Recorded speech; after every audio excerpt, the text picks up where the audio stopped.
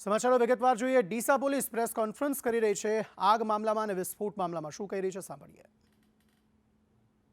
ફટાકડાનો ધંધો કરે છે અને તે લોકો શિવકાશીથી ફટાકડા લેવાની સાથે જોડાયેલા છે, પરંતુ આ ગુનાને વધારે ઊંડાણપૂર્વક તપાસ થાય તેના માટે થઈ આના તમામ એકાઉન્ટની બેંક એકાઉન્ટની તપાસ કરવામાં આવી રહી છે। એ લોકોએ જે જગ્યાએથી માલ ખરીદતા હતા એ તમામના જીએસટી બિલ સાથેનો એક ઇતિહાસ અમે લોકો ચેક કરી રહ્યા છીએ। આ ઉપરાંત પોલીસને જાણવામાં આવ્યું છે કે તેઓ થોડા સમયથી તે ઇન્દોરમાં હરદય જિલ્લામાંથી પણ ફટાકડાનો વ્યવસાય કરતા હતા, તો એની પણ પોલીસ દ્વારા છે વિગત મંગાવવામાં આવી રહી છે। આ સિવાય એવા જે ઠેકેદારો હોય કે જે ફટાકડાના બિઝનેસ સાથે સંકળાયેલા હોય અને એ લોકો મેન પાવર પ્રોવાઈડ કરતા હોય તો એના પણ કોણ કોણ હતા અને ક્યારે એમનો કોન્ટેક્ટ કરેલો હતો તે બાબતની પણ પોલીસ તલસરફી અભ્યાસ કરી રહી છે।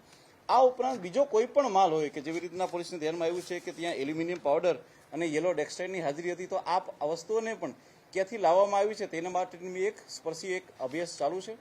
આ સિવાય પોલીસ દ્વારા અલગ અલગ 7 જેટલી એક ટીમોની ઘટના હાલમાં કરવામાં આવેલી છે, કારણ કે પોલીસને જે જગ્યાએથી માલ મળ્યો છે ત્યાં અલગ અલગ ટીમોને મોકલવામાં આવેલી છે। જેમ કે અમારી સાયબરની ટીમ હાલમાં બંને અપરાધીઓના સીડીઆર અને આઈપીડીઆર ઉપર વર્ક કરી રહી છે કે તેઓ છેલ્લા કેટલા સમયથી કોની સાથે કનેક્શનમાં હતા, એ લોકો ક્યાં ભાગ્યા, ક્યાં રોકાયેલા હતા અને કેવી રીતના જે છે એમણે પોતાના મોબાઈલને ક્યાં આપ્યા હતા। આ સિવાય પોલીસની એક ટીમ હાલમાં તમિલનાડુ ખાતે, એક ટીમ જે છે રાજસ્થાન ખાતે, એક ટીમ એમપી ખાતે અને એક ટીમ જે છે એ અમદાવાદ ખાતે પોલીસે રવાના કરેલી છે, જેથી કરીને આની અંદર બીજા જે પણ આરોપી હોય તેને પણ પોલીસ દ્વારા જે છે એ ઝડપથી એની ધરપકડ કરવામાં આવે।